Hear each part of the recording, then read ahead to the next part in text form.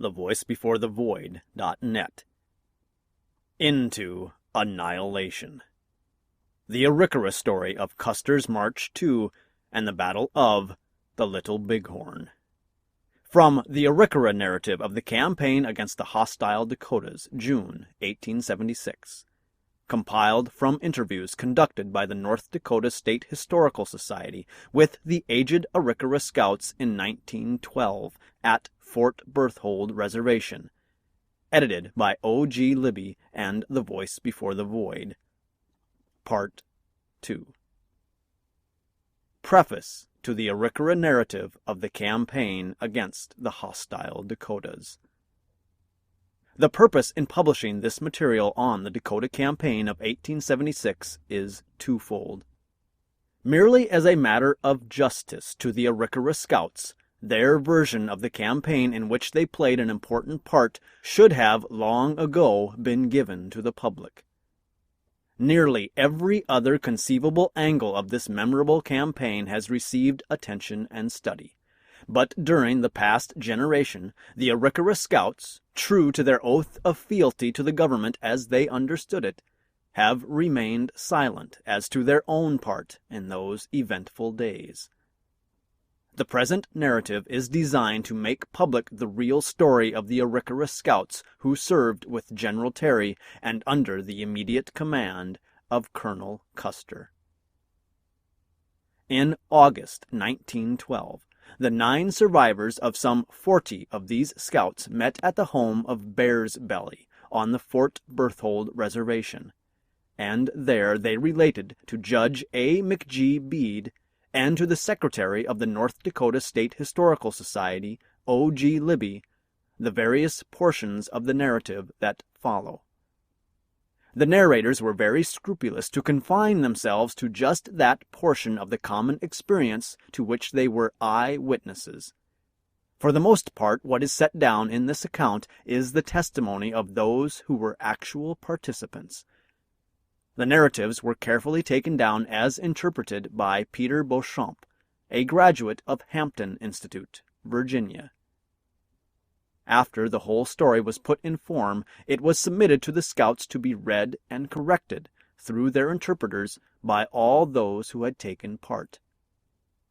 Thus there has been assembled a complete account of these important events, given from the standpoint of an Indian scout. While it is true that these scouts knew nothing of the general plan of the campaign, nor of the larger features of the movements in which they took part, nevertheless they have supplied an astonishing number of clear-cut facts and observations that have all the definiteness and accuracy of an instantaneous photograph. In the second place, the narratives of individual scouts give us insight into the lives of a few individuals and families. The true Indian is extremely reticent concerning matters of ritual, family tradition, and tribal observance. Not as much of such details was obtained as was asked for. Still, the narrative affords, in many instances, a flashlight picture of Indian life. We were privileged to hear, also, a large number of rare and remarkable ceremonial chants and songs. At the close, the occasion was celebrated by the organization of a society known as the U.S. Volunteer Indian Scouts. 2 local posts are already in existence, to which belong most of the veteran scouts of the Fort Berthold Reservation. An impartial examination of the evidence offered in the narrative of these scouts will completely clear them from the old charge of cowardice which has so long been voiced against them. These scouts were charged with being to blame for the defeat of Reno's men in their first encounter with the Dakotas at the upper village on the Little Bighorn. The evidence points clearly to the fact that the thin line of Arikara scouts extending from where the soldiers stood out to the left was overwhelmed and rolled up by a mass of Dakota horsemen who rode out from behind low hills farther to the left.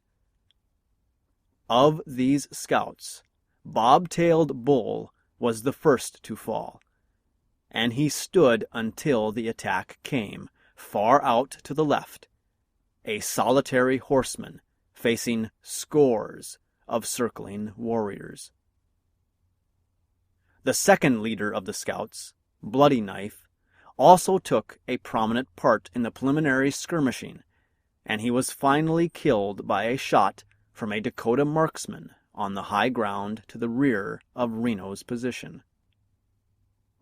All of the scouts, when asked their opinion regarding the retreat of the troops from the strong position behind a cut bank on the edge of the timber, were emphatic in maintaining that Reno could have held this well-protected position indefinitely. According to Judge A. McG. Bede, who is well acquainted with the Dakotas, they also held the same view. The vigorous efforts made by the scouts to drive off the pony herd of the Dakotas is justified by their understanding of Custer's orders to that effect which they have given in detail. That they paid more attention to this portion of their orders was the result of the fact that they understood that the pony herd was vitally important in the fighting power of the Dakotas. That they failed in their skillful and gallant attempt to carry out the orders of their chief lay not in their lack of courage, but from the fact that Reno's soldiers failed to hold their own strong line of defense on the other side of the river. This released swarms of Dakota horsemen who crossed the river and swept down upon the handful of scouts who had already started to drive off the pony herd, and sent them scurrying for safety to the high ground overlooking the river. After Benteen had joined his command with Reno's, there does not seem to have been anyone able or willing to give the scouts any order as to their next move. Left to themselves, they fell back upon their last order from Custer, that in case of defeat they were to retreat to the base camp. On this retreat they attempted once more to drive off a herd of Dakota ponies that had previously been assembled by various scouts during the earlier part of the day. The Crow scouts tell a somewhat similar story. They speak of their dismissal by Custer after his command was ready to move to the attack. He left them free to stay or go as they saw fit. This brings out a fact which Custer understood very well, and upon which he planned his strategy. He never used his scouts for line fighting. They were trained, as he well knew, for skirmishing, for trailing, for capturing the pony herds of the enemy. In planning this last of his battles, he depended upon the scouts to show him the enemy and, if possible, to cripple the fighting power of the force opposed to him by capturing or stampeding their horses. From every detail of this long narrative, Custer's scouts seem to have performed their part with skill and courage. They even gave such fine examples of personal prowess as those related of Bob-tailed Bull, Bloody Knife, and Young Hawk. That Custer's plan of battle broke down cannot in all fairness be ascribed to any failure on the part of his devoted scouts, who carried out his orders in a manner which, had he lived, would have elicited from him the warmest commendation. We may well leave to military experts the task of pointing out the defects in the strategy and in the conduct of the Battle of the Little Bighorn. All that this present narrative expects to accomplish is to supply the facts upon which we may base a judgment regarding the behavior of Custer's Arikara scouts. That they faced a difficult task and attempted to carry out his orders against heavy odds seems fairly well attested by the evidence. From a complete misunderstanding of the duty Custer assigned to these scouts, military men have pretty generally minimized their services and laid them under the heavy charge of cowardice in the face of the enemy. Custer understood the scouts perfectly, and did not expect them to do more than what they did. That they did not feel themselves guilty of any failure to carry out orders is evident from the straightforward character of their various narratives. The same impression was given in listening to their own words and watching their facial expressions as they reviewed, bit by bit, throughout the long 4 days' session, the part they had played in the events leading up to the loss of their great benefactor and friend. The narrative of the Arikara. The story of Son of the Star, as told by his son Sitting Bear, in the words of Son of the Star, as Sitting Bear remembers hearing them. The beginning of the permanent friendship between the Arikara and the whites came about from a meeting held by Grandfather, as they called him, on Musselshell River in Montana.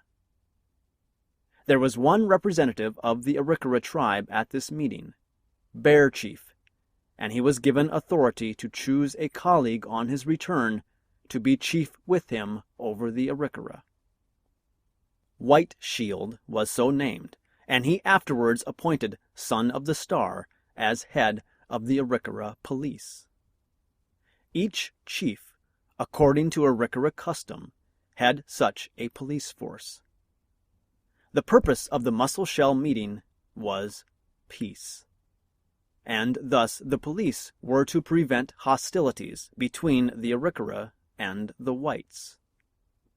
The whole camp was full of respect for the new regime of order and peace, even the oldest of the tribe. The police served to check intertribal skirmishes, but not all of the tribes respected the new plan, for the Dakotas continued to plague the Arikara. At this time there were many whites spread far and wide, working in wood camps, on boats, etc., and the Dakotas massacred them. The Arikara and the whites suffered the same fate. This continued from bad to worse. Some of the Arikara present at this meeting had helped to defend the whites against the Dakotas. Now Bear Chief died, and White Shield was still living when Son of the Star was called to Washington because of his services as chief of police. Son of the Star took with him to Washington Bullhead, Peter Beauchamp, the interpreter, and 3 Mandans, Bad Gun, Bald Eagle, and Chief Red Cow's son, Shows Fear in the Face. This was about the year 1874. When they arrived at Washington, the Indian Commissioner greeted Son of the Star. He began the council with these words: Son of the Star, I have sent for you because I wish to see you.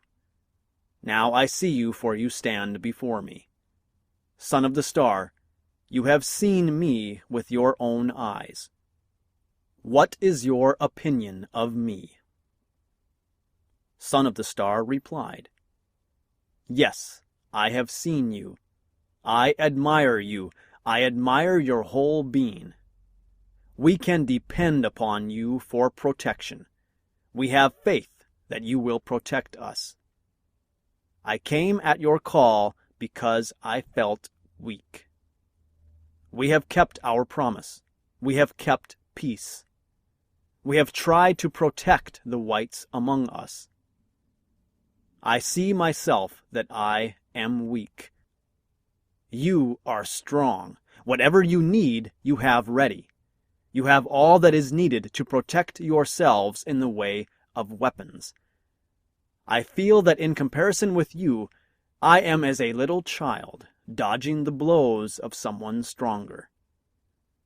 To consult with you about this is my one purpose in coming to you.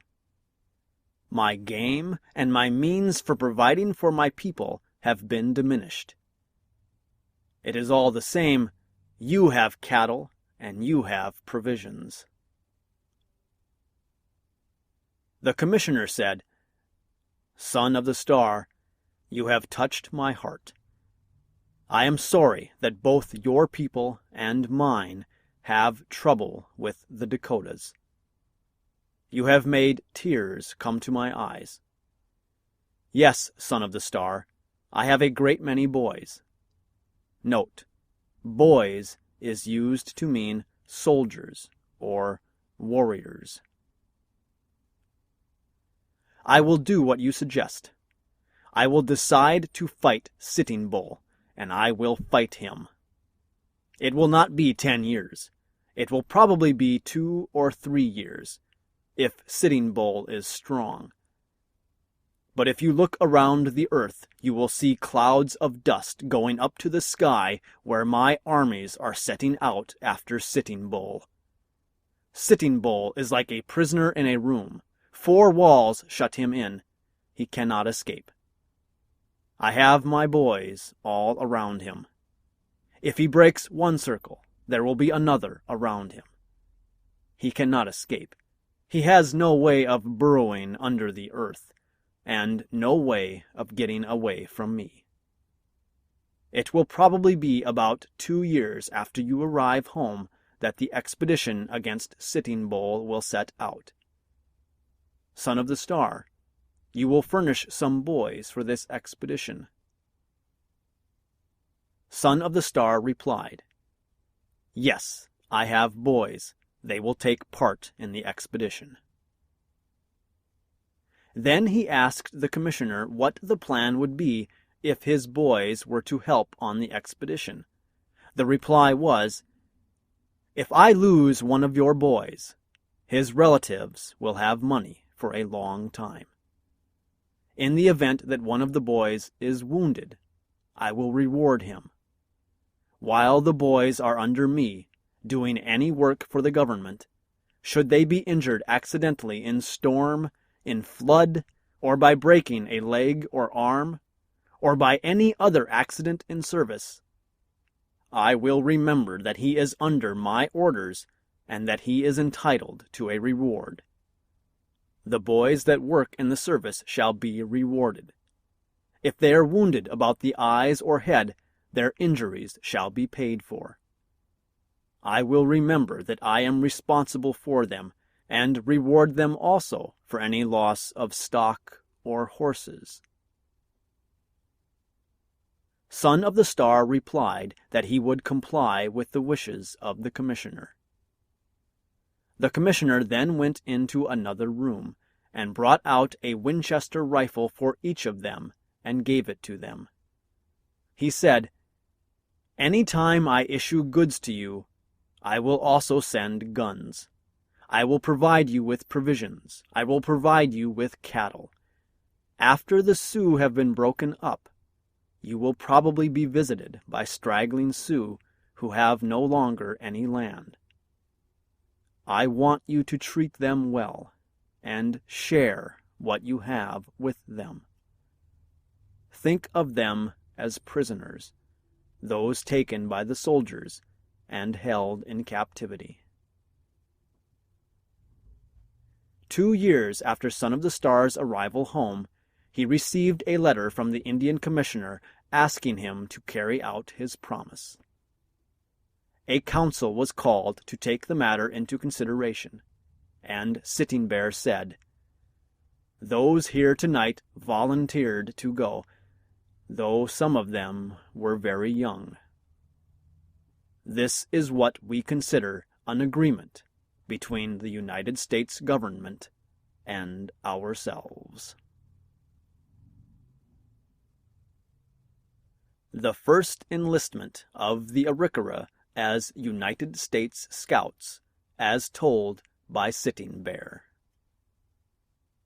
The first time I heard of the Arikara enlistment was when the steamboat first arrived at Fort Berthold.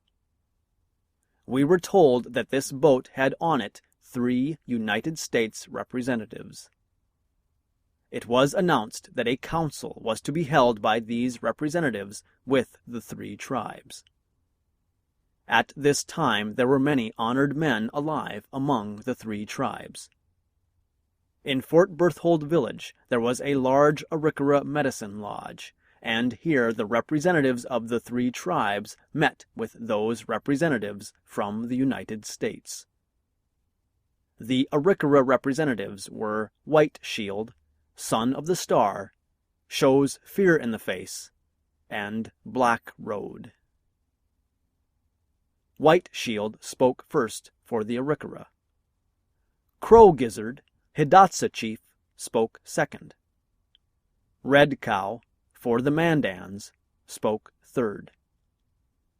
The interpreter for all 3 tribes was Pierre Garot. Before the business was completed, and while the discussion was still going on, an alarm came of a Dakota attack on the village.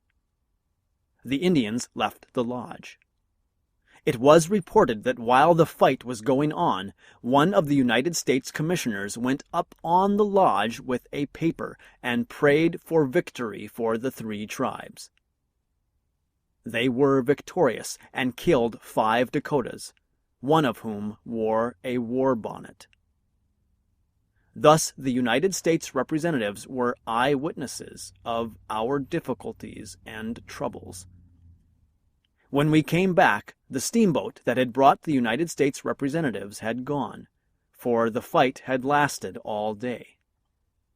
It was very hot, and some horses died of heat. The Dakotas were chased from Timber Coulee to Blue Hills near Rose Glen.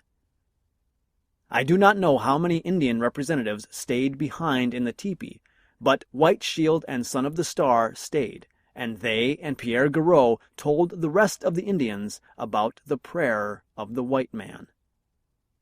The white man, when he prayed, had a book or paper in his hand. The Indians of the 3 tribes had been so successful in the fight that they looked upon the praying white man as a holy man. The following spring, the officer in charge at Fort Stephenson asked the Arikara to come down to Fort Stephenson and enlist as scouts, and he particularly named Bullhead. All the Arikara who responded to the call were members of the police force of White Shield. Bullhead was made head of the band by the officer. He had 3 stripes on his arm and black trouser stripes. On his hat he wore a brass bugle emblem. An encounter with Sitting Bull, as told by the Arikara scout named Soldier. The Arikara scout named Soldier served 6 winters at Fort Stephenson, enlisting for 6 months at a time. He said, "I was once working in the woods when I heard a war cry that the Sioux had carried off the horses. He rushed out, got on a horse, and met Peter Beauchamp carrying a quiver and a rifle. They rode across a hill and saw 2 Dakota warriors on a ridge ahead. Soldier told Beauchamp to make ready and be brave in the fight, for Beauchamp was still untried in war. Beauchamp lost patience at his insistence and replied, "I know what is coming. The birds and underground people are hungry, and if I am killed, they will feed on me. They will get fat on me. That is what I expect." The Dakotas retreated, and the Arikara could not overtake them, for the enemy's horses were swifter.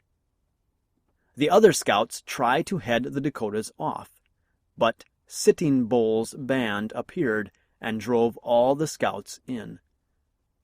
Sitting Bull had captured some boatloads of people on the river, but he let them go and dashed out to attack the fort.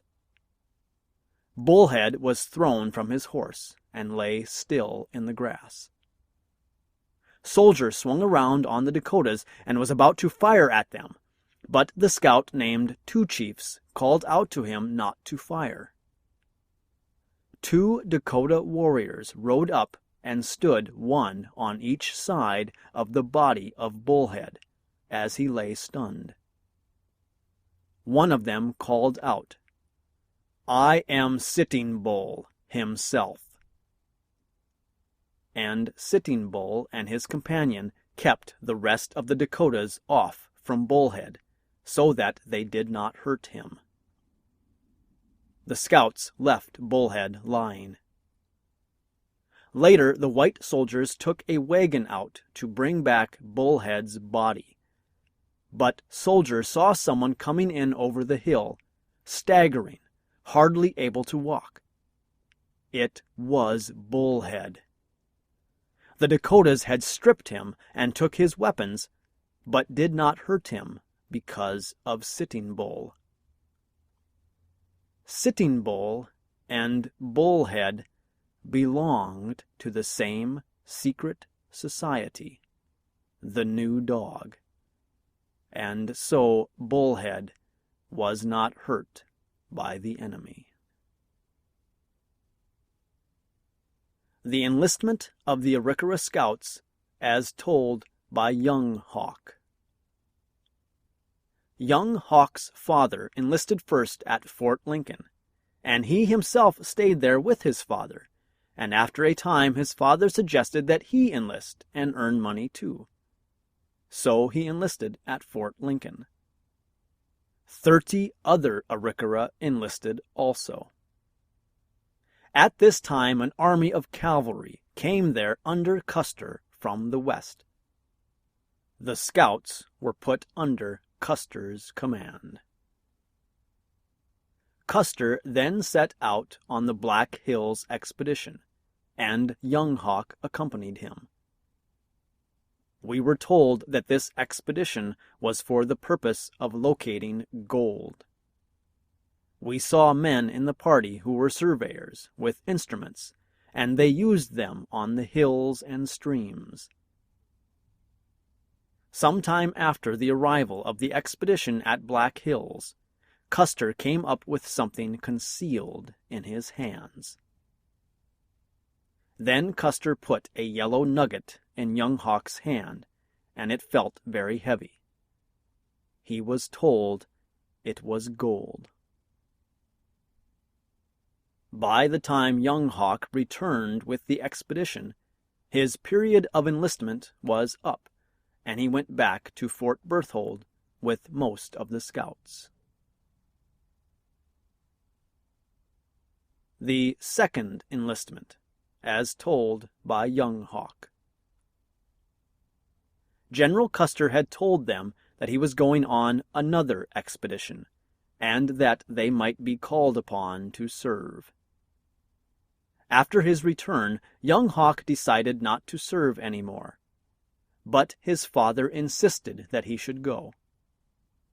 After a time, Son of the Star got a letter from Custer asking for more scouts.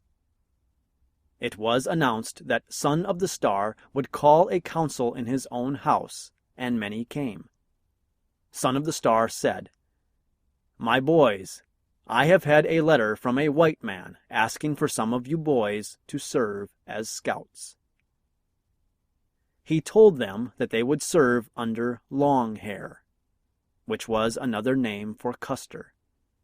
And they were not surprised at this, for they had heard him say he would go on another expedition, and, besides, Son of the Star had been to Washington. His words were heard by all present, and all that was necessary to say was, "I will go." Young Hawk's father said, "I will go, and my son too." Continued in Part 3.